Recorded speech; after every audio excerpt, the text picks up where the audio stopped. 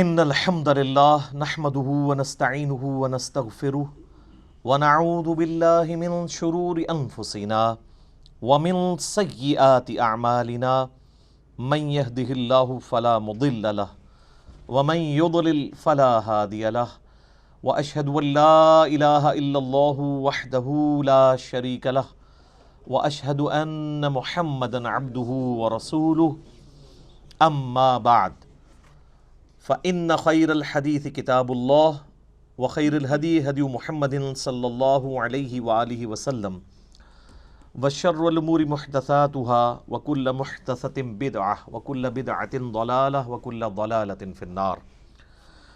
أعوذ بالله السميع العليم من الشيطان الرجيم من همزه ونفخه ونفثه. بسم الله الرحمن الرحيم.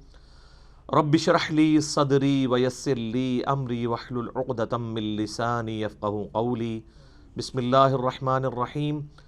ان الله وملائكته يصلون على النبي يا ايها الذين آمنوا صلوا عليه وسلموا تسليما. اللهم صل على محمد وعلى آل محمد كما صليت على إبراهيم وعلى آل إبراهيم إنك حميد مجيد. اللهم بارك على محمد وعلى آل محمد كما باركت على إبراهيم وعلى آل إبراهيم إنك حميد مجيد. اللهم ربنا آتنا في الدنيا حسنة وفي الآخرة حسنة وقنا عذاب النار. ربنا آتنا من لدنك رحمة وهيئ لنا من أمرنا رشدا. لا إله إلا أنت سبحانك إني كنت من الظالمين. حسبنا اللہ ونعم الوکیل ولا حول ولا قوة الا باللہ العلی العظیم. یا حی یا قیوم برحمتک استغیث اصلح لی شأنی کلہ ولا تکلنی الی نفسی طرفۃ عین. آمین. الحمدللہ آج 24 نومبر 2019 کو سنڈے کے دن بمطابق 26 ربیع الاول 1441 ہجری میں قرآن کلاس نمبر 5 کا انعقاد ہوگا انشاءاللہ. اور آج انشاءاللہ ہم قرآن حکیم کے تعارف کے حوالے سے جو 40 پوائنٹس شروع کیے تھے ان کے آخری 5 پوائنٹس کوشش کریں گے کور ہو جائیں. علمی پوائنٹ نمبر 36 وہ ہے میرے بھائیوں، قرآن حکیم 2 طرح کے علوم کو اتھینٹک مانتا ہے. نمبر 1 ریویلڈ نالج یعنی وحی کا علم، اور نمبر 2 ایکوائرڈ نالج یعنی سائنس کا علم. The knowledge obtained through observations and experiments is known as science. قرآن حکیم ان 2 علوم کے سوا کسی اور کو ایز اے علم ایکسیپٹ نہیں کرتا. یا تو وہی تصدیق کر دے کسی بات کے صحیح یا غلط ہونے کی، یا پھر اسٹیبلش سائنس، ہائپوتھیسز یا تھیوریز نہیں، اسٹیبلش سائنس. جس طریقے سے یہ چیز اسٹیبلش ہے کہ پیٹرول آگ کو بھڑکا دیتا ہے، قرآن حکیم میں کہیں نہیں لکھا ہوا، لیکن یہ ہماری آبزرویشن ہے اور بالکل یہ ایکسپیریمنٹ سے ہمیں بالکل فرملی یہ چیز پتہ ہے. تو یہ ڈیفینیٹ علم ہے، اور اسی کا ذکر اللہ تعالیٰ نے قرآن حکیم میں اس حوالے سے کیا. سورہ بنی اسرائیل میں جو 10 کمانڈمنٹس آئی ہیں ان میں سے 9th کمانڈ ہے وَلَا تَقْفُ مَا لَيْسَ لَكَ بِهِ عِلْمٌ إِنَّ السَّمْعَ وَالْبَصَرَ وَالْفُؤَادَ كُلُّ أُولَٰئِكَ كَانَ عَنْهُ مَسْئُولًا. اے انسان کسی چیز کی پیروی اس وقت تک مت کر جب تک کہ تیرے پاس اس حوالے سے کوئی ڈیفینیٹ علم نہ آ جائے. بے شک کان، آنکھیں اور عقل اس کے بارے میں تم سے پوچھا جائے گا کہ تم نے ان 3 انسٹرومنٹس کو استعمال کر کے حق بات تک پہنچنے کی کوشش کیوں نہیں کی. تو جو بھی علم کان، آنکھ یا عقل سے حاصل ہوتا ہے وہ ایکوائرڈ نالج ہے. اور یہ جو فزیکل فنامنا آف نیچر ہیں یہ اتنا محکم علم ہے کہ حضرت ابراہیم علیہ السلام نے نمرود کے مقابلے پر جس دلیل سے اسے خاموش کروایا وہ یہی دلیل تھی کہ میرا رب وہ ہے جو مشرق سے سورج نکالتا ہے، اگر تو رب ہے تو مغرب سے نکال کے بتا. یہ ایک فزیکل فنامنا آف نیچر، ایک ڈیفینیٹ قانون قدرت کو انہوں نے بنیاد بنایا تھا خدا کے ایک ہونے کی، اللہ کے ایک ہونے کی۔ تو یہ محکم علم ہے۔ ان دو علوم کے سوا کوئی بھی علم ہوگا، یعنی کوئی بھی انفارمیشن ہمیں ملے گی جو ان دو علوم کے اندر فال نہیں کرتی ہوگی، وہ ایکسیپٹیبل نہیں ہوگی۔ مثلا اگر کوئی شخص کہے کہ زلزلہ اس لیے آتا ہے کہ ایک گائے ہے، اس نے ایک سینگ کے اوپر زمین کو اٹھا رکھا ہے، جب وہ تھک جاتی ہے تو دوسرے سینگ پہ اٹھا لیتی ہے، اس کی وجہ سے زلزلہ آتا ہے، تو یہ اس کی تصدیق نہ قرآن کرتا ہے، نہ ایکوائرڈ نالج یعنی سائنس کا علم کرتا ہے، نہ ریویلڈ نالج نہ ایکوائرڈ نالج، بلکہ سائنس ہمیں بتاتی ہے کہ ٹیکٹونک پلیٹس کی ڈسٹربنس کی وجہ سے یہ زلزلے آتے ہیں۔ بہرحال وہ پلیٹس ڈسٹرب کون کرتا ہے، تو اس پہ تو سائنس اس طرح کی تمام ایشوز پہ کہتی ہے it is physical phenomena of nature, یہ قانون قدرت ہے، ایسا ہی ہوا کرتا ہے۔ ایسا ہی کیوں ہوا کرتا ہے، اسی میں قیامت مضمر ہے۔ God is the only explanation of all the physical phenomena in this universe۔ اس کائنات میں ہونے والے ہر فزیکل فینومینا کی ایکسپلینیشن خدا ہے، اللہ کی ذات ہے، کہ اس نے یہ محکم قوانین بنائے ہوئے ہیں اور ان قوانین کے تحت یہ چیزیں چل رہی ہیں۔ ان قوانین نے ان چیزوں کو پیدا نہیں کیا۔ سورج مشرق سے نکلتا ہے، یہ قانون ہے، اس قانون نے سورج کو پیدا نہیں کیا۔ ہم جتنی بھی انفارمیشن حاصل کرتے ہیں وہ قوانین کی حاصل کرتے ہیں۔ انڈے میں سے چوزا نکلتا ہے تو یہ ایک علم ہے، اس علم کی وجہ سے انڈا اور چوزا نہیں بنے ہوئے۔ جتنی بھی چیزوں کو آپ ڈیپ ڈگ کریں گے تو الٹیمیٹلی آخر میں جا کے یہی کہنا پڑتا ہے it is physical phenomena of nature, یہ قانون قدرت ہے، ایسا ہی ہوا کرتا ہے۔ کیوں ہوا کرتا ہے ایسا ہی، اس کے پیچھے اللہ ہے۔ ان دو علوم کے سوا کوئی بھی علم ہوگا اس کو قرآن حکیم ایکسیپٹ نہیں کرے گا، اسلام اسے علم کے طور پر نہیں مانتا۔ اسی طریقے سے آپ کو پتہ ہے ہمارے تو سب کانٹیننٹ کے معاشرے میں چیز مشہور ہے کہ اگر گھر کی منڈیر پہ کوا بیٹھا ہو تو مہمان آتے ہیں، کسی کی جوتی پہ جوتی چڑھ دے تو کہتے ہیں اس کے لیے سفر لکھا ہوا ہے۔ اس قسم کے کتنے توہمات ہیں جو ہمارے معاشرے میں عام ہیں۔ ان چیزوں کی تصدیق نہ سائنس کرتی ہے اور نہ ہی قرآن یا سنت وحی کا علم کرتا ہے۔ اور آپ یہ دیکھ لیں کہ جو لوگ ایکوائرڈ نالج کو بھی مانے ہوئے ہیں نا، وہ بھی کافی حد تک توہمات سے بچے ہوئے ہیں۔ اگر آپ کسی گورے سے کہیں نا کہ کالی بلی راستہ کاٹ دے تو اس کا مطلب ہے تمہارے لیے نوست ہے۔ سر آپ ٹنڈولکر کے آگے 100 کالی بلیاں پھیر دیں پھر بھی آپ کو سینچری مار کے جائے گا۔ یہ ساری نوستیں آپ کے اوپر پڑتی ہیں۔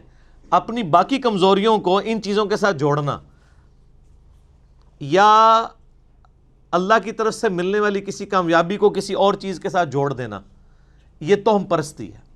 اللہ کے ساتھ چیزوں کو جوڑنا چاہیے۔ محنت آپ ضرور کریں گے لیکن الٹیمیٹلی اللہ کے اوپر بات کو چھوڑنا ہے کہ فیصلہ تو اس نے کرنا ہے۔ کئی بار سارے حالات اور واقعات آپ کی فیور میں ہوتے ہیں لیکن اللہ کا ڈیسیژن ہی ہوتا ہے کہ ایسا نہیں ہونا چاہیے۔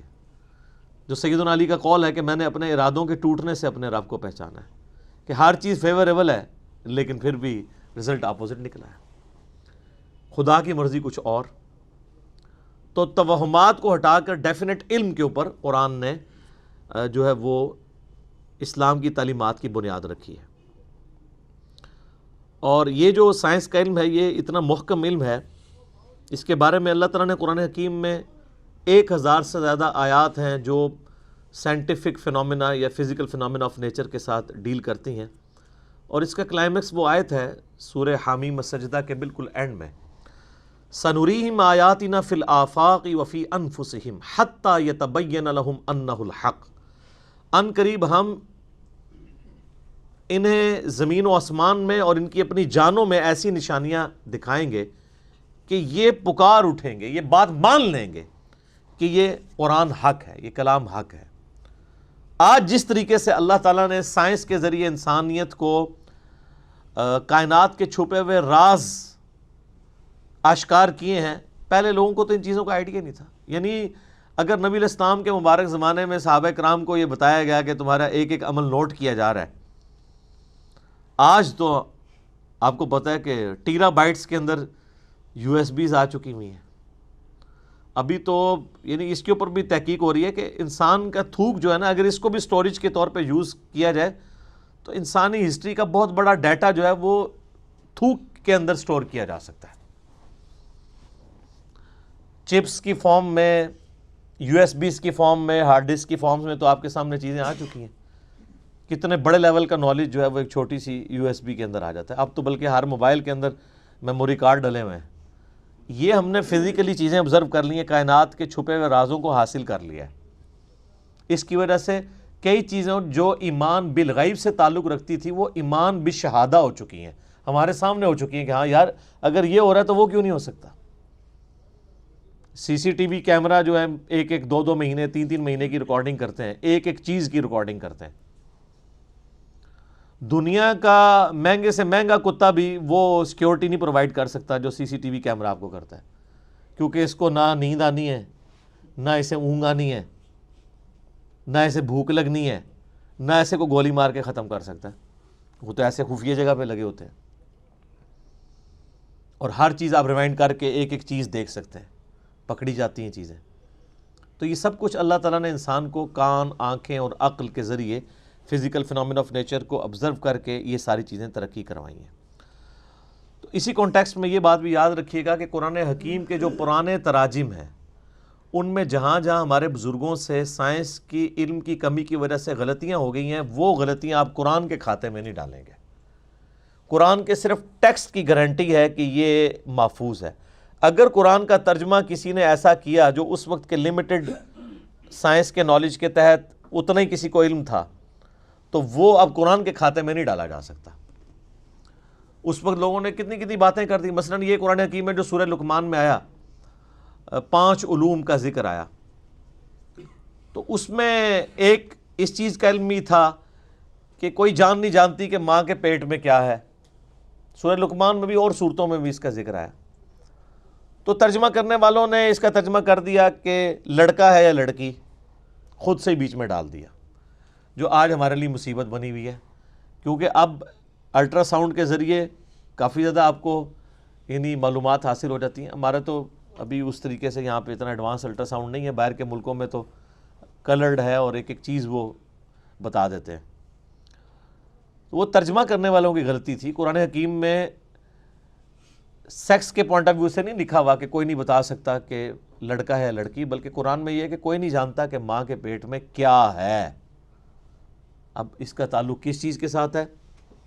قرآن حکیم میں اللہ تعالیٰ نے سورہ تغابن میں فرمایا هُوَ الَّذِي خَلَقَكُمْ فَمِنْكُمْ كَافِرٌ وَمِنْكُمْ مُؤْمِنٌ. وہی اللہ ہے جو تمہاری تخلیق کرتا ہے، کوئی تم میں سے کافر ہو جاتا ہے، کوئی مومن ہو جاتا ہے. یعنی جب اللہ پیدا کرتا ہے اس وقت تو سب کو ایک جیسا ہی پیدا کرتا ہے. پھر بعد میں حالات و واقعات کے بعد انسان اپنی صلاحیتوں کو یوز کر کے یا تو بات ماننے والا بن جاتا ہے یا انکار کرنے والا. تو مجھے بتائیں دنیا کا کوئی الٹرا ساؤنڈ یہ بتا سکتا ہے کہ یہ جو بچہ پیدا ہوگا یہ بعد میں کافر ہوگا یا مومن؟ نہیں بتا سکتا. تو قرآن کے کہنے کا مقصد یہ تھا. اسی طریقے سے یہ تو ایک رخ تھا. دوسرا رخ وہ سورہ لقمان میں جو بارش کے حوالے سے آیا، اور وہ بھی لوگوں نے اب غلط سمجھ لیا اس حوالے سے کہ وہ کہتے ہیں جی وہ تو سائنٹسٹ تو ہمیں پہلے ہی بتا دیتے ہیں بارش کب ہوگی. سر سائنٹسٹ کبھی بھی نہیں بتا سکتے، جب ہونے والی ہوتی ہے اس وقت بتا سکتے ہیں. آج کوئی سائنٹسٹ یہ بتا سکتا ہے کہ آج ہے 24 نومبر 2019، تو 24 نومبر 2020 کو بارش ہوگی یا نہیں؟ کیوں جی؟ کوئی نہیں بتا سکتا. البتہ یہ ضرور ہے کہ اگر ہواؤں کا سلسلہ، بارش کا سلسلہ شمال سے چل پڑا ہے اور وہ 3 یا 4 دن کے بعد ہمارے ملک میں داخل ہونا ہے، جیسا کہ مونسون کا موسم آتا ہے، تو اس میں تو کوئی پریڈکٹ کر سکتا ہے کہ ہاں جی اس رفتار سے ہوائیں چل رہی ہیں، الٹیمیٹلی پہنچ جائیں گی. تو اس میں تو کوئی علم غیب والی بات ہی نہیں. یہ تو فزیکل نالج ہے. جو فزیکل نالج ہے وہ علم الغیب نہیں ہے. علم غیب کی ڈیفینیشن ہے جو نالج فزیکل نہ ہو. مثلا فرشتے آپ ڈیٹیکٹ نہیں کر سکتے الٹرا ساؤنڈ کے ذریعے، کسی چیز کے ذریعے بھی. البتہ پانی زمین میں کس گہرائی کے اندر ہے اس کو آپ سائنٹیفکلی جج کر سکتے ہیں، اور وہ فزیکل نالج ہوتا ہے. کیوں؟ جو آپ انسٹرومنٹ زمین میں گڑھا کھود کے داخل کرتے ہیں اس سے ویوز نکلتی ہیں، وہ ریباؤنڈ ہو کے واپس آتی ہیں، اس سے آپ کو پتہ چلتا ہے کہ اتنی دور فاصلے کے اوپر پانی موجود ہے. تو یہ فزیکل نالج ہے نا. ہاں اگر کوئی شخص کھڑا کھڑا کسی جگہ یوں ہاتھ رکھے یا ہاتھ رکھے بغیر کہہ دے کہ جی یہاں پہ پانی اتنی گہرائی میں ہے، تو یہ علم الغیب سے تعلق رکھے گا. تو یہ ایسا تو کوئی بھی نہیں کرتا. ویسے تو آپ میدانی علاقوں میں کہیں بھی انگلی رکھ کے کہہ دیں کہ جناب 20 فٹ پہ پانی ہے تو واٹر ٹیبل 20 فٹ پہ ہے نا. اسلام آباد یا کوئٹہ میں کوئی 20 فٹ کے اوپر پانی نکال کے بتائے تو پھر مانیں گے اس کے پاس کوئی کشف یا کوئی علم الغیب والا معاملہ ہے, جہاں پہ پانی جو ہے وہ اس کا واٹر ٹیبل نیچے ہی جاتا جا رہا ہے. تو یہ سارے فزیکل نالج ہے. فزیکل نالج جو ہے نا وہ علم الغیب نہیں ہوتا, کیونکہ وہ انسٹرومنٹس کے ذریعے حاصل ہوتا ہے, اور انسٹرومنٹ بھی فزیکل فینومینا آف نیچر کے اوپر کام کرتی ہیں. وہ صلاحیتیں بڑی ہوتی ہیں, بلکہ کئی جانوروں میں ایسی صلاحیتیں ہیں جو انسانوں میں موجود نہیں ہیں, ہے وہ فزیکل ہے. ہاتھی 40 کلومیٹر دور تک کمیونیکیشن کرتا ہے پاؤں مار کے زمین پہ, جو ویوز پروڈیوس کرتا ہے. 40 کلومیٹر دور اس جھنڈ سے الگ ہونے والے ہاتھی موجود ہونا تو ویوز کے ذریعے جان لیتے ہیں. یہ عقاب 2-3 میل اوپر سے اپنے شکار کو لوکیٹ کر لیتا ہے, اتنی تیز اس کی آنکھیں. کتے کی سونگھنے کی صلاحیت انسان سے بہت زیادہ ہے. وہ ایسی چیزیں بھی سونگھ سکتا ہے جو انسان نہیں سونگھ سکتا. اس لیے آپ کو پتا ہے نا, یہ جب ہیروئن کی سمگلنگ کے لیے یا اس طرح کی وہ معاملات کو پکڑنے کے لیے ایئرپورٹس وغیرہ کے اوپر کتے, ٹرینڈ کتے, ایک وہ ٹرینڈ کتے ہیں جو چوری پکڑنے والے ہیں, وہ 2 نمبر ٹرینڈ کتے ہیں, وہ لوگوں میں لڑائیاں کروانے کے لیے. جو اوریجنل ٹرینڈ کتے ہیں نا وہ واقعی چیزوں کو پکڑ لیتے ہیں, کئی مشینیں نہیں پکڑ سکتی جو وہ پکڑ لیتے ہیں. تو یہ فزیکل نالج سے تعلق رکھتی ہیں, یہ علم الغیب سے چیزیں تعلق نہیں رکھتی. لہٰذا ہمارے پرانے بزرگوں نے اگر کہیں کوئی ترجمے کیے, کہیں تفسیریں غلط کر دی ہیں تو وہ قرآن کے کھاتے میں نہیں ڈلیں گی. قرآن کا کوئی قصور نہیں ہے, وہ ترجمہ کرنے والوں کا قصور ہے, اور آپ لوگوں کا قصور ہے کہ آپ نے ان کو اتنا بڑا بزرگ مان لیا. میرا خیال ہے ان چیزوں سے یہ چیز کھل کے سامنے آ گئی کہ جن کو اتنے بڑی غلطیاں لگی ہیں قرآن کی تفسیر میں, تو اس کا مطلب ہے ان کے پاس علم الغیب کوئی نہیں تھا. ورنہ اگر علم الغیب ہوتا, ان کے پاس نالج آف ان سین ہوتا, تو ان کو یہ غلطیاں تو نہ لگتی. آپ پرانے بزرگوں کے بارے میں سنتے ہیں جی, وہ جناب جب مسلح اٹھاتے تھے تو 7 زمینیں نیچے دیکھ لیتے تھے, نگاہ اٹھاتے تھے اوپر تک چلے جاتے تھے, لیکن تیل پھر بھی سر ایڈون نہیں دریافت کیا. سر کسی بزرگ سے تیل دریافت نہیں ہوا. تیل تو 7 زمینوں کے نیچے ہے ہی نہیں تھا. تیل کا کنواں تو 2-3 کلومیٹر نیچے تھا, اور جہاں پہ نکلا وہ اللہ تعالیٰ نے قدرتی طور پہ نکلوایا, وہاں پہ اوپر تھا اس کا یعنی لیول.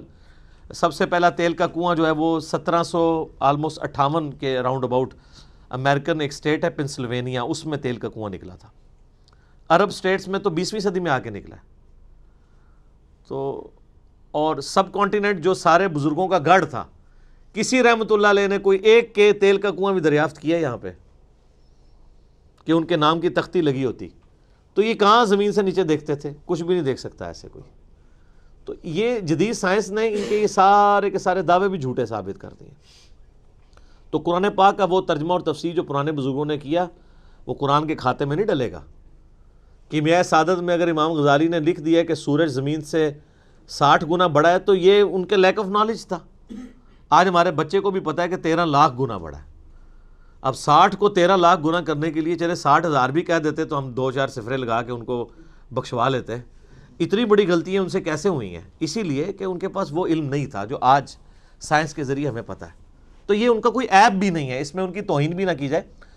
توہین آٹومیٹکلی اس لیے ہو جاتی ہے کہ آپ نے ان کے بارے میں کلیم کیا ہوا نا, وہ کلیم چکے اب جھوٹا نکلا ہے, تو توہین تو آٹومیٹکلی ہوگی, کیونکہ آپ تو کہتے ہیں وہ تو جناب ہر چیز جان لیتے ہیں.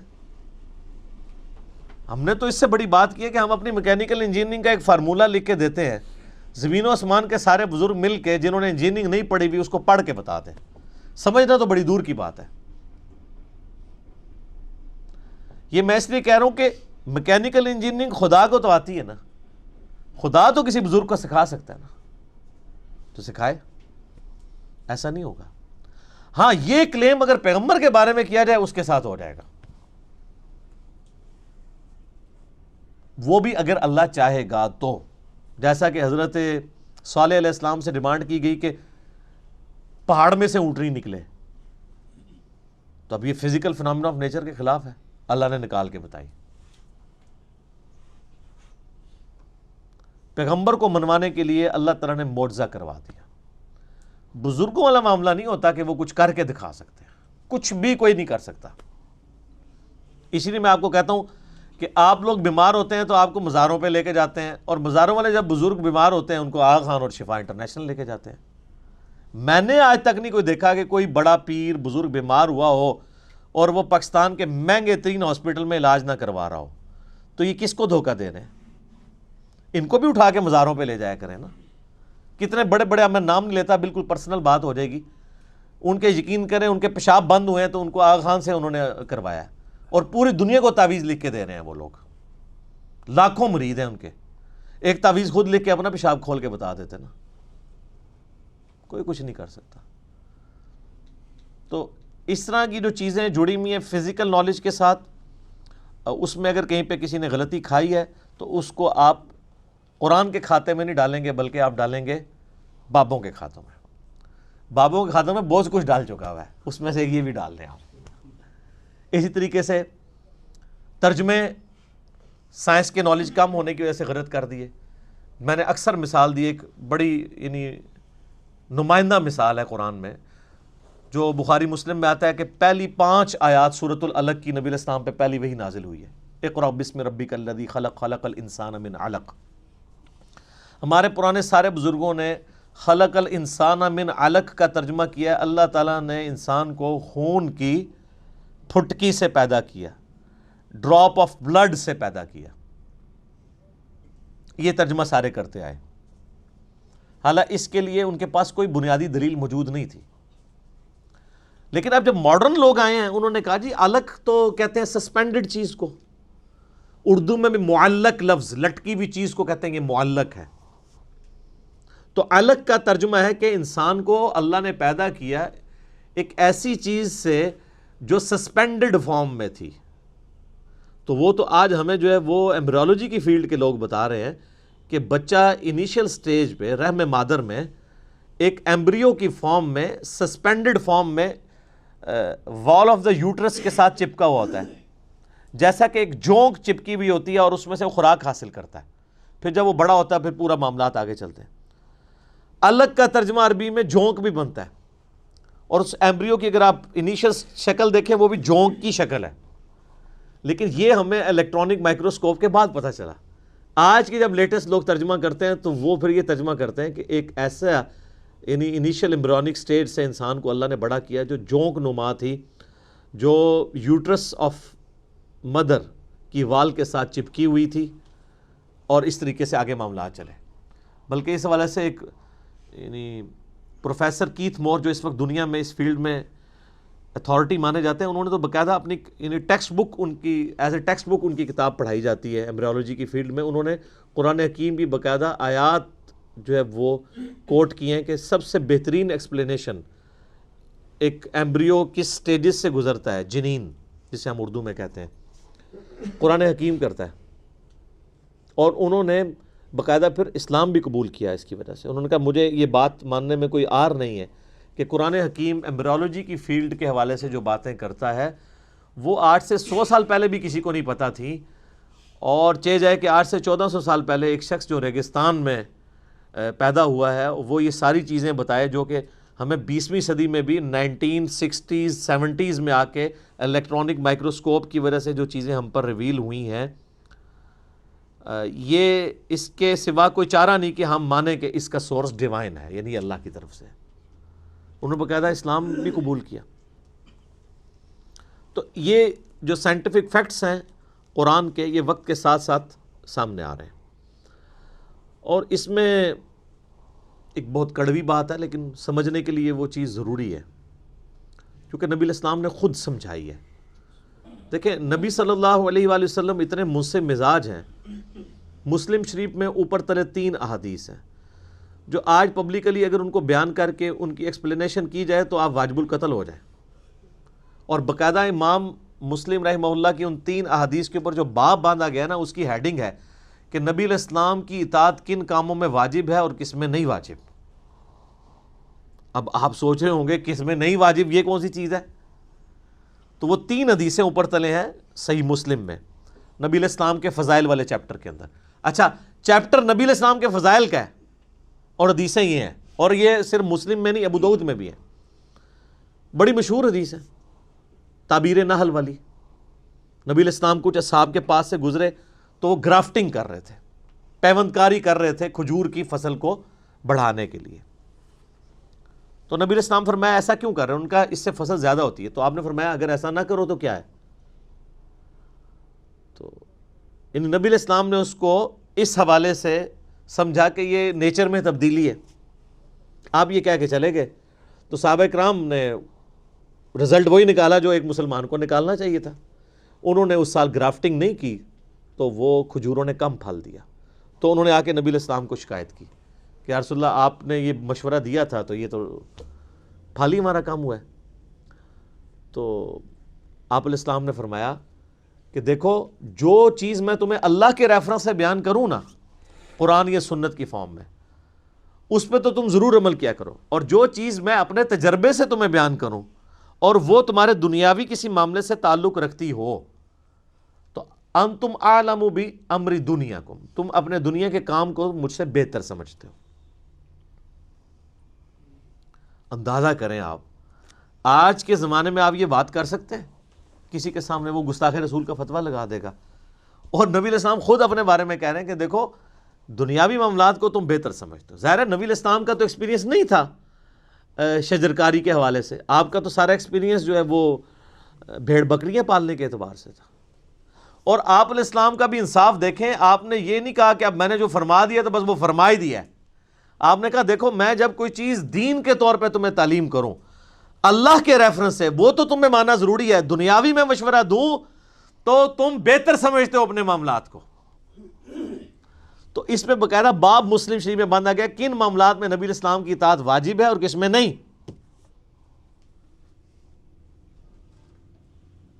یار یہ محمد رسول اللہ کا ہی حوصلہ ہے صلی اللہ علیہ وآلہ وسلم، جو اس لیول پہ اتر کے بات کر رہے ہیں۔ یا تو یعنی ان پڑھ جاہل لوگ جن کو نماز بھی نہیں آتی ہے، دین کے حوالے سے ان کے مشورے لوگ ماننے کے لیے تیار ہو جاتے ہیں، اور دنیا کے حوالے سے کتنے پیر ہیں ان کے کہنے کے اوپر لوگوں نے بچے اپنے ذبح کر دیے۔ یہ لوگوں کا علمی لیول ہے۔ تو نبی صلی اللہ علیہ وآلہ وسلم نے انصاف کیا اور فرمایا کہ دنیاوی معاملات کو تم بہتر سمجھتے ہو۔ آج اگر کوئی ہمیں آگے کہتا ہے نا جی نبی علیہ السلام نے آپ کو ایٹم بم کا طریقہ کیوں نہیں بتایا؟ بھائی اس لیے نہیں بتایا کہ اللہ نے ان کو نہیں بتایا۔ اچھا تو وہ پیغمبر کس طرح ہوئے؟ پیغمبر اس طرح ہوئے کہ وہ ہمارے ہدایت کے امام ہیں، وہ ہمارے سائنس کے ٹیچر نہیں ہیں، نہ ان کی یہ فیلڈ تھی۔ اگر اللہ تعالیٰ نے آج کے دور میں کوئی پیغمبر مبعوث کرنا ہوتا تو اس کو وہ سائنٹیفک نالج ہوتا جو آج کسی سائنٹسٹ کو نہ ہوتا۔ اس زمانے میں جتنا نالج ریکوائرڈ تھا، جو ضرورت کے تحت تھا، اللہ تعالیٰ نے دے دیا۔ اب علم غیب شہادتیں رکھو نا اپنے کول۔ اگر علم غیب کے ساتھ ان چیزوں کو جوڑا جائے تو نبی علیہ السلام خود سے اگر غیب کا علم جان لے ہوتے تو آپ کسی کی فصل تباہ ہونے کا مشورہ اس کو دے رہے ہوتے؟ یا فصل کم ہونے کا مشورہ دے رہے ہوتے؟ نہیں۔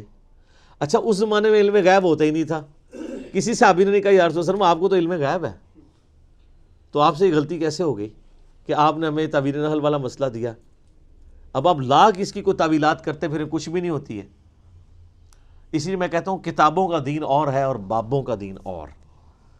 بابے اتنا کچھ بتا کے گئے ہیں غلط کہ وہ آج صبح میں ڈاکٹر سرار صاحب کا ایک لیکچر سن رہا تھا اصحاب کہف کے بارے میں، تو میرے دماغ میں ایک چیز آئی جو پہلے کبھی نہیں آئی تھی۔ اصحاب کہف کو 300 سال تک اللہ تعالیٰ نے سلایا نا جی۔ اصحاب کہف سے بڑا کوئی ولی ہے جن کو قرآن میں اللہ نے ولی ڈکلیئر کیا ہے، جن کے لیے اتنا بڑا معجزہ اور کرامت کی ہے؟ تو وہ جب اصحاب کہف اٹھتے ہیں سو کے تو آپس میں گفتگو کرتے ہیں ہم کتنی دیر سوئے؟ تو کہتا ہے ایک دن یا دن کا کچھ حصہ۔ تو ان کو تو یہ پتہ ہی نہیں تھا 300 سال سوئے ہیں، تو ان کو علم غیب کیوں نہیں تھا؟ اس سے بھی بڑھ کے حضرت عزیر علیہ السلام کو قرآن میں آتا ہے اللہ نے 100 سال کے لیے سلا دیا۔ تو ان سے پوچھا اٹھانے کے بعد ہاں بتاؤ کتنی دیر سوئے؟ انہوں نے کہا ایک دن یا دن کا کچھ حصہ۔ اللہ نے فرمایا 100 سال سویا رہا ہے۔ اگر وقت کا پیغمبر 100 سال سونے کے بعد اٹھے اور اسے یہ لگے میں ایک دن سویا ہوں اور اللہ کے بتانے پہ پتہ چلے، تو آپ کے بابوں کا علم غیب، کشف، الہام، یہ ساری کہانیاں کتنے گئی ہیں؟ اور یہ تو بالکل سیدھی سیدھی باتیں ہیں. اور ویسے آپ کو صحیح مشورہ دیتے ہیں قرآن ڈائریکٹ نہیں پڑھنا چاہیے، بندہ گمراہ ہو جاتا ہے. ہاں ظاہر ہے قرآن جب پڑھے گا تو جو چیز آپ نے دین کے طور پہ لوگوں کو بتائی ہوئی ہے وہ گمراہی ثابت ہو جائے گی، اور جو چیز واقعی دین ہے اس کو آپ گمراہی سمجھتے ہیں تو خود بخود تطہیر ہو جائے گی. اچھا یہ سارے واقعات آپ کو پتہ ہیں لیکن کبھی اس کی انجینئرنگ نہیں ہوئی تھی.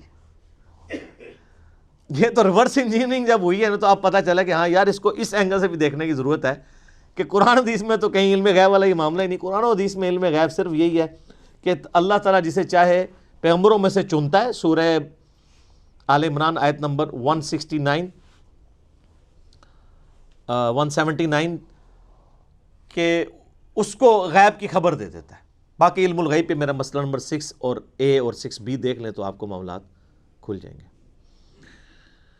علمی پوائنٹ نمبر 37 وہ ہے میرے بھائیوں، چونکہ قرآن حکیم عربی زبان میں نازل ہوا ہے لہٰذا عربی زبان سے جب اسے ٹرانسلیٹ کیا جائے گا نا کسی اور زبان کے اندر تو الفاظ کے چناؤ میں فرق آئے گا. یہ آپ نے ذہن میں رکھنا ہے. البتہ مفہوم میں فرق نہیں آئے گا. اور یہ صرف عربی کا معاملہ نہیں ہے، دنیا کی کسی بھی زبان کو دوسری زبان میں ٹرانسلیٹ جب کیا جاتا ہے تو ایک جیسے الفاظ کے ساتھ نہیں ہو سکتا. مثلاً اگر میرے سامنے 10 انگلش کے پروفیسر بیٹھے ہوں جنہوں نے ایم فل کیا ہوا ہو اور وہ اردو سپیکنگ ہوں بائی برتھ، کاپٹک ہوں یعنی وہ بائی برتھ اردو لینگویج جاننے والے ہوں، ان کی مادری زبان ہو، اور 10 کے 10 لوگوں کو میں انگلش کا ایک مضمون دوں اور میں کہوں کہ اسے اردو میں ٹرانسلیٹ کرو، تو کیا 10 کے 10 لوگ منوان ایک ایک لفظ سیم ترجمہ کریں گے؟ نہیں، الفاظ کے چناؤ میں فرق آئے گا چونکہ انگلش ٹرانسلیٹ ہو رہی ہے اردو. ایون انگلش کو انگلش میں بھی ٹرانسلیٹ کریں تو الفاظ کے چناؤ میں فرق پڑ جائے گا کیونکہ ایک لفظ کے ایکویلنٹ کئی الفاظ ہوتے ہیں، وہ اپنی انٹینسٹی کے پوائنٹ آف ویو سے یوز ہوتے ہیں. کوئی شخص اس لفظ کی انٹینسٹی کو کچھ اور سمجھ کے اس کے لیے کوئی اور ترجمہ کر دے گا. ترجمے میں الفاظ کے چناؤ میں فرق ضرور آئے گا لیکن مفہوم میں کبھی فرق نہیں آئے گا. یہ میں بات اس لیے کر رہا ہوں کہ مولویوں نے سب سے بڑا دھوکہ یہ دیا ہے، وہ جی ترجمے لوگوں نے چینج کر دیے، جی کدھر ترجمہ پڑھیے جی، وہ سر جس کا مرضی پڑھیں کوئی فرق نہیں پڑتا، بلکہ سب سے بہتر ہے گوگل حافظہ اللہ کا پڑھیں. ہاں آپ دنیا کی کوئی لینگویج ڈالیں اس میں ایک کمانڈ کے اوپر ود ان 1 سیکنڈ دوسری طرف انگلش میں اس کا ترجمہ آ جاتا ہے. چاہے وہ آپ عربی کی کوئی حدیث ڈال دیں، آن لائن فری ہے، کوئی پیسے نہیں. آپ گوگل میں جا کے لکھیں، گوگل ٹرانسلیٹر کھولیں تو 2 ڈبے بنے ہوئے آ جائیں گے. لیفٹ ڈبے میں آپ کوئی دنیا کی زبان، جناب جتنی زبانیں، کسی بزرگ کو بھی اتنی زبانیں نہیں آتی ہیں، دنیا کی 3000 سے زیادہ زبانیں ہیں، کسی زبان کو آپ ڈالیں دوسری طرف انگلش میں ترجمہ ہو کے آ جائے گا. اور وہ ترجمہ کرنے کے لیے گوگل یہ بھی نہیں دیکھے گا میں نے بریلوی والا ترجمہ دکھانا ہے، دیوبندیوں والا ہے، حدیث والا ہے، شیعہ والا، اس نے وہی ترجمہ دکھانا ہے جو اس کا بنتا ہے، تو پکڑا جائے گا. تو یہ دھوکہ انہوں نے دیا ہوا ہے اور اس کی وجہ سے پھر وہ قرآن سے وہ ایسا روند مارتے ہیں کہ لوگ قرآن پڑھنا چھوڑ دیں. وہ کہتے ہیں نہیں جی لو اس نے ترجمہ وہ کر دیا، یہ کر دیا.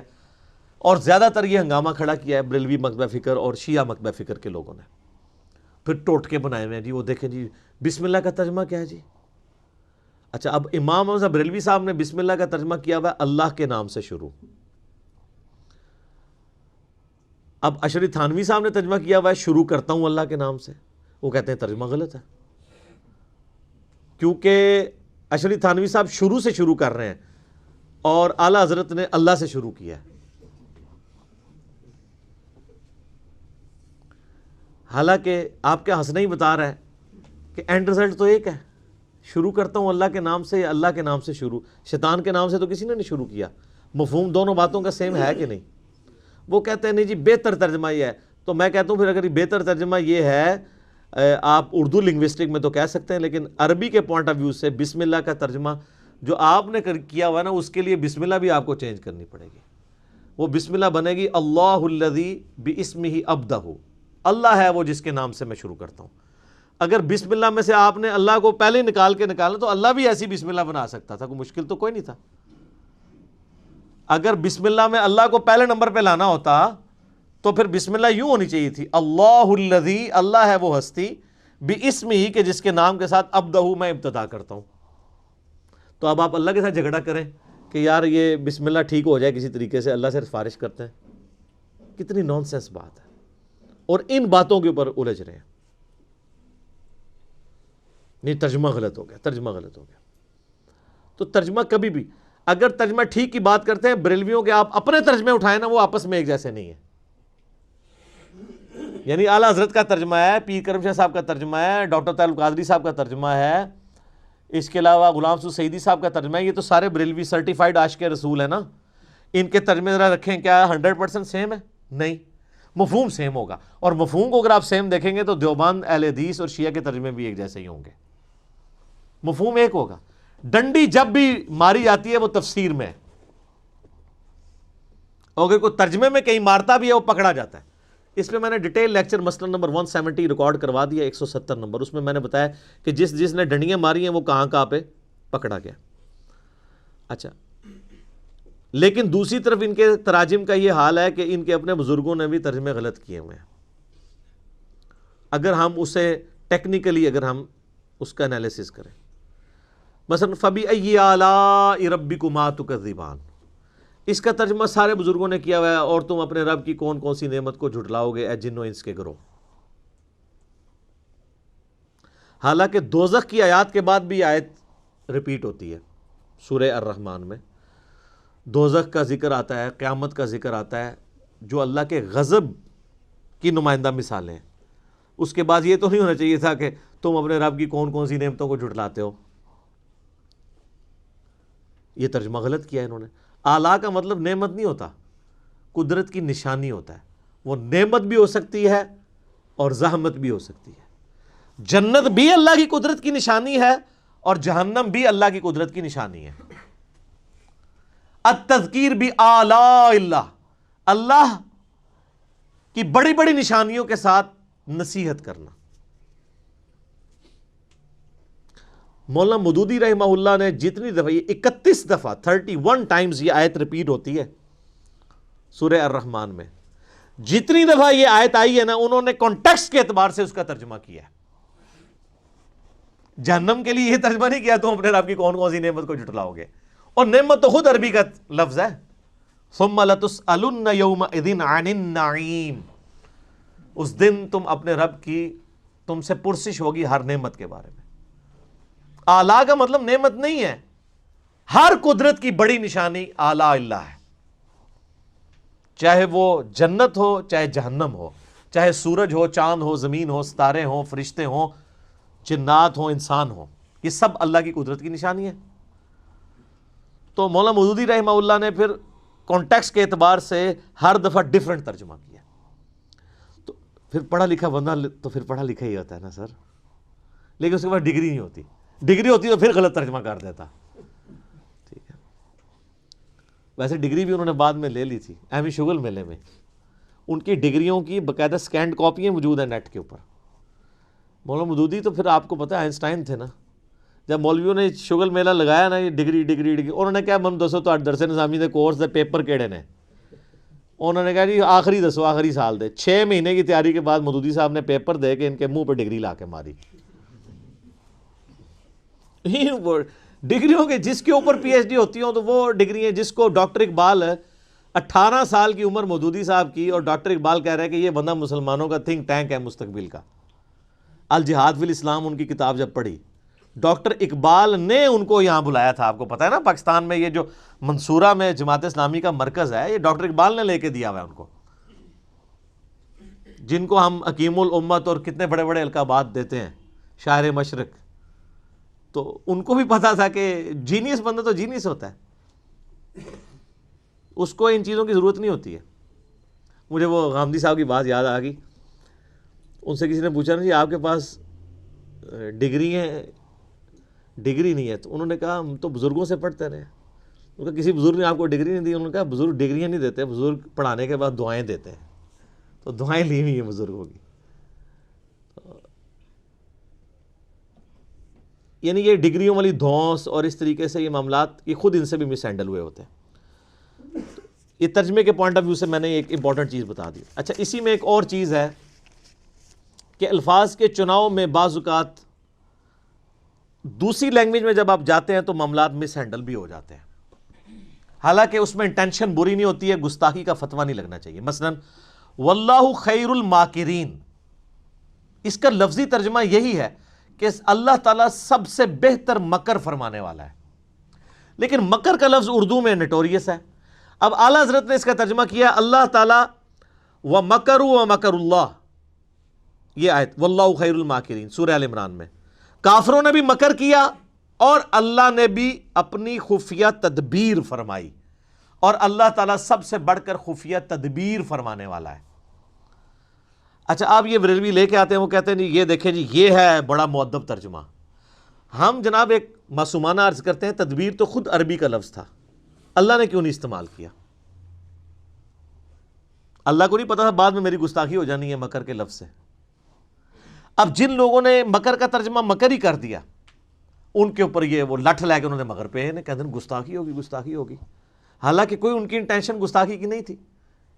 انہوں نے مکر کو انہوں نے کہا نہیں اردو میں مکر نٹوریس لفظ کے طور پہ استعمال ہوتا ہے. انہوں نے کہا بھائی لاکھ انہوں نے یقین دلایا کہ بھائی ہم اس نیت سے نہیں کر رہے ہیں, ٹھیک ہے آپ بہتر ہے جو آپ نے ترجمہ کیا, لیکن یہ بھی کوئی غلط نہیں ہے, لیکن پیچھے اب جب میں نے اعلیٰ حضرت کا سورہ آل عمران سے نکالا ہے کہ صحابہ کرام کہ جب وہ غزوہ احد اور بدر کے کانٹیکسٹ میں تھوڑا سا وہ ڈگمگائے تو وہاں پہ اعلیٰ حضرت نے ترجمہ کیا ہے تم نے نامردی دکھائی, باقیوں نے ترجمہ کیا ہے تم نے کمزوری دکھائی. یہ جو میرا وہ پرائم منسٹر کے دفاع پہ گستاخ صحابہ کا فتویٰ, لاکھوں لوگوں نے میرا وہ کلپ دیکھا ہے, اس میں ایچ ڈی کیمرے میں نے دکھایا نامردی کا لفظ استعمال کیا ہے اعلیٰ حضرت نے صحابہ کرام کے لیے. تو آپ دیں سرٹیفکیٹ عاشق رسول ہونے کا.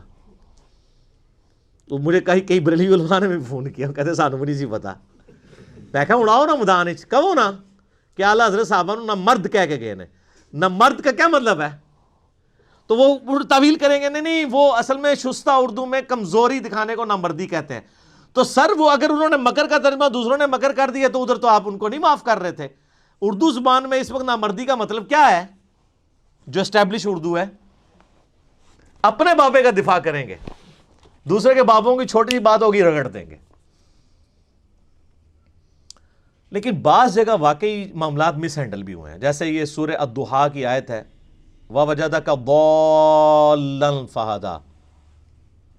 اب اس کا کئی لوگوں نے ترجمہ غلط بھی کر دیا. مولانا مودودی نے صحیح کیا ہے ترجمہ, امین احسن اصلاحی صاحب نے بھی صحیح کیا ہے, ڈاکٹر اسرار نے بھی صحیح کیا ہے, لیکن اشری تھانوی صاحب باقی لوگوں سے مس ہینڈل ہوا کہ نبی ہم نے تمہیں گمراہ پایا تو ہدایت دی.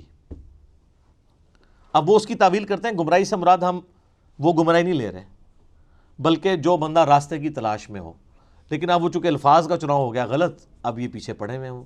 اعلیٰ حضرت نے ترجمہ کیا کیا, اے نبی ہم نے تمہیں اپنی محبت میں خود رفتہ پایا تو منزل مقصود تک پہنچا دیا. اب یہی بات وہ بھی کہنا چاہ رہے تھے, یہاں پہ انہوں نے الفاظ کا چناؤ ایسا کیا کہ یہ اس ایک ترجمے کو لے کے وہ پھر لکیر پیٹتے رہتے ہیں, کہتے ہیں دیکھیں نہیں جو نبی کو گمراہ مان رہا ہے آپ نے اس کا ترجمہ پڑھنا ہے. تو اب اس طرح کی مس ہینڈلنگ واقعی ہوئی ہے کہ یہ جب عربی کو آپ اردو میں ٹرانسلیٹ کرتے ہیں تو آپ نے اس کانٹیکسٹ میں دیکھنا ہے یہ ضال کا معنی صرف گمراہی نہیں ہوتا. جو شخص کسی کی تلاش میں سرگرداں پھرے نا اسے بھی ضال کہتے ہیں, کسی کی محبت میں ڈوب کے. جیسا کہ حضرت یوسف علیہ السلام کے لیے قرآن میں آیا کہ ان کے والد کے بارے میں ان کے بھائی کہتے ہیں ان ابانا لفی ضلال مبین, ہمارے ابا تو یوسف کی محبت میں ڈوب چکے ہیں. اب ضال ترجمہ تو وہاں پہ بھی گمراہ ہو سکتا تھا, لیکن ایک بیٹا جو خود مسلمان ہے اس کا باپ پیغمبر ہے, اس نے اپنے باپ کو گمراہ تو نہیں کہنا. ان ابانا لفی ضلال مبین, ہمارے ابا تو یوسف کی محبت میں ڈوب چکے ہیں. اب یہاں پہ لفظ وہی ضال ہے, غیر المغضوب علیہم ولا الضالین, وہاں پہ گمراہی ترجمہ ہے لیکن یہاں محبت. اسی طریقے نبی علیہ السلام کے لیے جب آئے گا نا وَوَجَدَكَ ضَالًّا فَہَدَىٰ, اے نبی ہم نے آپ کو خود رفتہ پایا اپنی محبت میں, آپ کو ہدایت کی منزل مقصود تک پہنچا دیا. کیونکہ ڈیٹم لیول کی ہدایت تو تھی.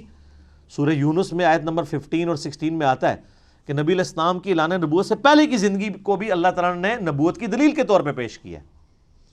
بنیادی توحید تو آپ کو ہمیشہ سے تھی، نبی تو پیدائشی پیغمبر ہوتا ہے، ہاں مبعوث بعد میں ہوتا ہے۔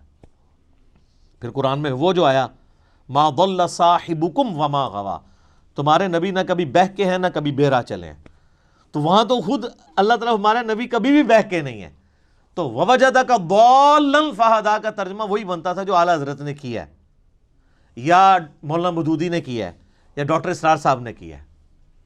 تو اس طرح کے مس ہینڈلنگ کی وجہ سے پھر الٹیمیٹلی نقصان ہوا۔ لیکن اب کئی چیزیں ایسی ہیں جس میں مصیبت کھڑی ہوگی، مثلا لا اقسم بہذا البلد، اس کا ترجمہ سب نے کیا ہے، اے نبی میں تیرے شہر مکہ کی قسم کھاتا ہوں۔ اللہ تعالیٰ نے مکہ کی قسم یاد فرمائی ہے، اور یہ بھی بالمفہوم ترجمہ ہے، جو اس کا باللفظ ترجمہ ہے وہ ڈیفرنٹ بنتا ہے، وہ یہ بنتا ہے میں تیرے شہر مکہ کی قسم نہیں کھاتا ہوں، لیکن وہ عربی کا سٹائل ہے، چونکہ یہ ایک لٹریچر کی بک ہے اور دعوت کے لیے اتری ہے، تو وہ جو اس طرح کا لا جو سٹارٹ میں آتا ہے نا، لا اقسم بیوم القیامہ، وہ جو پہلا لا ہوتا ہے نا وہ ان کے عقائد کی نفی کے لیے ہوتا ہے، لا نہیں، غلط کہتے ہو تم، اقسم بیوم القیامہ، میں قسم کھاتا ہوں قیامت کے دن کی۔ تو وہ لا جو ہے وہ ان کے فرسودہ نظریات کے ساتھ جڑا ہوا ہوتا ہے، لیکن یہ عربی میں تو ہے، اردو میں آپ اس طرح کریں گے تو اردو میں ایسا نہیں اسٹائل ہوتا بولنے کا۔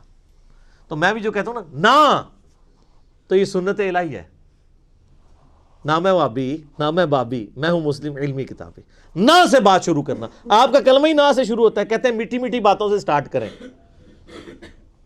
آپ کا کلمہ ہی نہ سے شروع ہو رہا ہے، لا پہلے نفی کرنی ہے پھر اس بات، کوئی معبود نہیں سوائے اللہ کے۔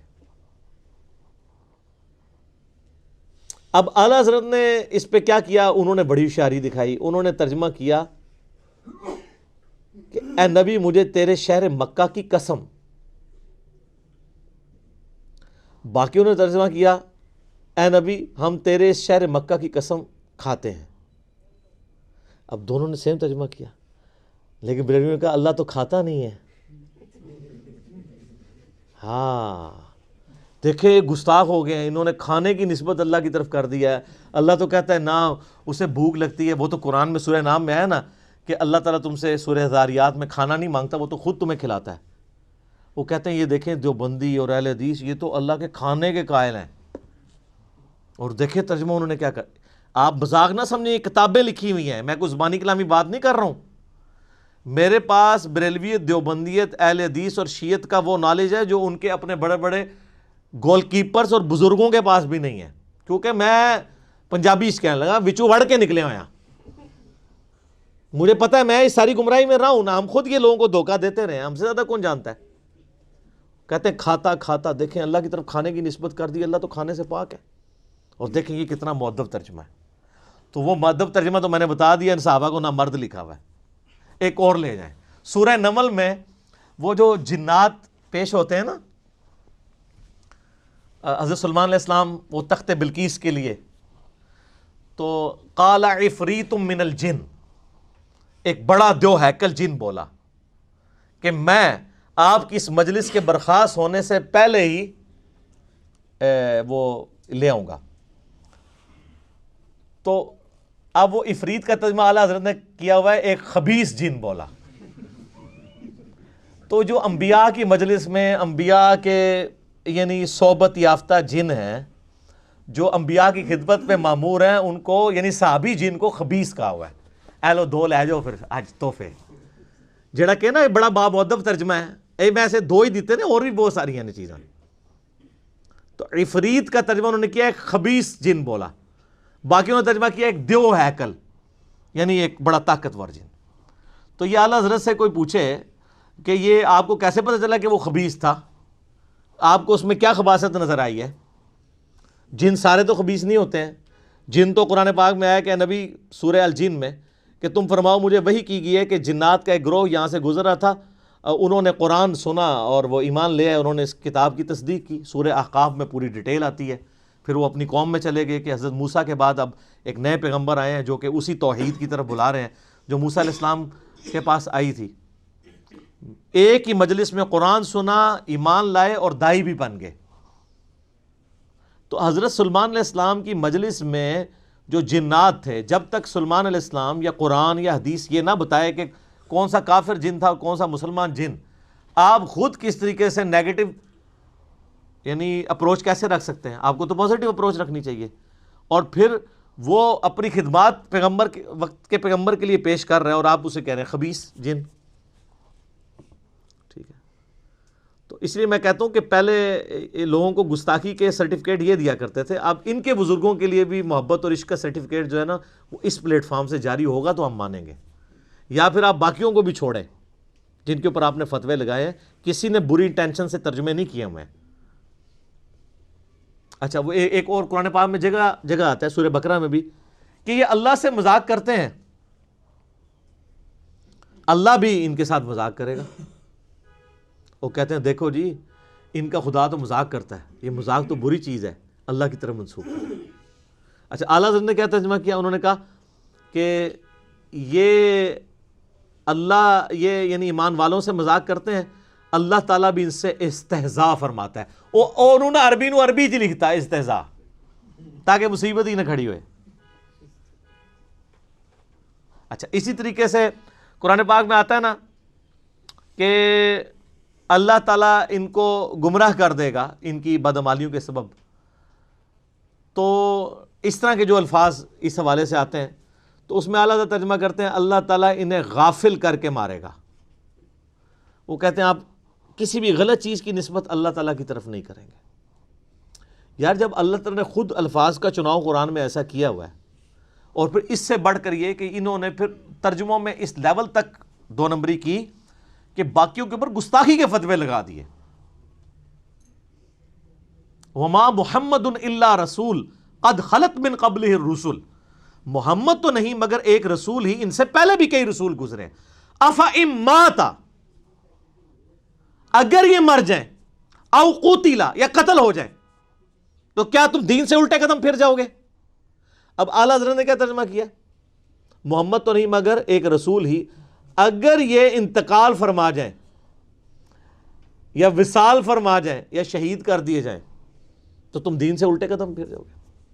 وہ ترجمہ ہی چینج کر دیا، ماتا کا ترجمہ تھا مر جائیں۔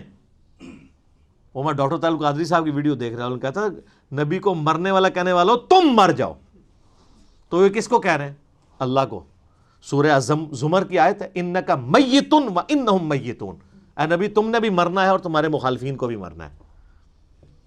اب ان سے پوچھ کے قرآن نازل ہوتا تو ہوتا ہے کہ اے نبی تمہارے مخالفین کو بھی مرنا ہے اور آپ کو بھی وصال شریف فرمانا ہے۔ وصال عربی کا لفظ ہے، یاد رکھیے گا، اللہ نے یہ لفظ نہیں استعمال کیا۔ وفات بھی عربی کا لفظ ہے اور میت بھی عربی کا لفظ ہے۔ اب اللہ نے الفاظ کہ افئن مات او قتل یہ نازل کرواتے قرآن تو کہتے ہیں کہ آپ جو ہے نا اس کی جگہ ماتا کی جگہ وفات بھی لفظ خیر گستاخی سمجھتے ہیں، وصال استعمال کریں اور قتیلا کی جگہ استعمال کریں شہید، پھر ہماری تسلی ہوگی، مؤدب ترجمہ ہو جائے گا۔ اور اسی طریقے سے وہ جو سورہ فتح کی شروع کی آیات ہیں اس پہ تو میرا کلپ لاکھوں لوگوں نے دیکھا ہے، انا فتحنا لک فتحا مبینا، وہ ترجمہ ہی الٹ کر دیا ہے۔ یعنی وہ جو نبی علیہ السلام کی خصوصیت تھی کہ اللہ تعالیٰ آپ کی اگلی اور پچھلی خلاف اولا چیزوں کو معاف فرما چکا ہے، انہوں نے کہا اے اللہ اے نبی اللہ تعالیٰ آپ کے صدقے سے آپ کے پچھلوں اور آپ کے اگلوں کی غلطیوں کو، کتنا دور کا ترجمہ کیا ہے۔ حالانکہ بخاری مسلم اٹھائیں، صحابہ کرام تو اس آیت کو کوٹ کر کے اما عائشہ اور باقی لوگ کہا کرتے تھے یا رسول اللہ آپ تو بڑے خوش نصیب ہیں کہ آپ کی اگلی پچھلی خطائیں اللہ نے معاف فرما دی ہیں، گناہ نہیں خطا لغزش ہے۔ حتیٰ کہ بخاری مسلم میں جو حدیث ہے، حدیث شفاعت، کہ سب کے سب لوگ پہلے آدم علیہ السلام کے پاس جائیں گے، پھر نوح علیہ السلام کے پاس وہ ان کو بھیجیں گے، وہ کہیں گے مجھے اپنی غلطی یاد آ رہی ہے، نوح علیہ السلام کہیں گے میں نے اپنے کافر بچے کے لیے دعا کی تھی آج مجھے اپنی غلطی یاد آ رہی ہے، تم موسیٰ کے پاس جاؤ، موسیٰ علیہ السلام کہیں گے مجھ سے بھی بندہ مر گیا تھا، تم ابراہیم کے پاس جاؤ، ابراہیم کہیں گے مجھے بھی 3 دفعہ توریتاً جھوٹ بولنا پڑا، تم جو ہے عیسیٰ کے پاس چلے جاؤ، عیسیٰ ابن مریم کہیں گے کہ بھئی مجھے تو آج اپنی جان کی فکر ہے، البتہ میں ایک ایسے شخص کو جانتا ہوں جس کی اگلی اور پچھلی خطائیں اللہ تعالیٰ نے معاف کر دی ہیں۔ تم محمد رسول اللہ کے پاس جاؤ صلی اللہ علیہ وآلہ وسلم۔ عیسیٰ علیہ السلام قیامت والے دن حضور کے ہاتھوں پہ صلی اللہ علیہ وآلہ وسلم شفاعت کا دروازہ کھولنے کے لیے بنیاد کس کو بنا رہے ہیں؟ کہ جس کی اگلی پچھلی خطائیں معاف ہو چکی ہیں۔ کون سی اگلی پچھلی؟ جو باقی انبیاء کو جس سے ڈر لگا ہوا ہے۔ یہ آیت کو معمولی نہ سمجھیں، حضور کی شان میں بڑی آیات میں سے ہے۔ انبیاء تو قیامت والے دن فکر کر رہے ہوں گے کہ ہم نے جو دنیا میں غلطی ہوئی ہمارا کیا بنے گا۔ اچھا یہ بزرگ کہہ رہے ہوں گے کہ ہم تو جنت میں نہیں جائیں گے جب تک ساروں کو لے نہ جائیں، تو اس کا مطلب ہے کہ آپ کے بزرگوں کا مرتبہ انبیاء سے زیادہ ہوا۔ پھر ظاہر ہے انبیاء تو کہہ رہے ہیں نفسی نفسی، اور عبد القادر جیلانی کہہ رہے ہیں مریدی مریدی۔ کہانی سب کہانی، کوئی کھنگن بھی نہیں دے گا اتھے پائی، سب کچھ جھوٹ ہے۔ لیکن مرنے کے بعد جب آنکھ کھولے گی تو پھر دیر ہو چکی ہوگی۔ دیکھ لیں جی، آج صرف 2 پوائنٹ ہی کور ہوئے ہیں، 36 اور 37۔ اگلا لیکچر بھی انٹروڈکشن میں جائے گا، لیکن اس کے بغیر حق نہیں ادا ہوتا۔ ٹھیک ہو گیا؟ اللہ تعالیٰ سے دعا ہے جو حق بات میں نے کہی اللہ تعالیٰ ہمارے دلوں میں راسخ فرمائے۔ اگر جذبات میں میرے منہ سے کوئی غلط بات نکل گئی، اللہ تعالیٰ ہمارے دلوں سے معاف کر دے۔ اللہم صلی علی محمد وعلی آل محمد کما صلیت علی ابراہیم وعلی آل ابراہیم انک حمید مجید۔ اللہم بارک علی محمد وعلی آل محمد کما بارکت علی ابراہیم وعلی آل ابراہیم انک حمید مجید۔ سبحانک اللہم وبحمدک اشہد ان لا الہ الا انت استغفرک واتوب الیک وما علینا الا البلاغ المبین۔ جزاکم اللہ خیرا۔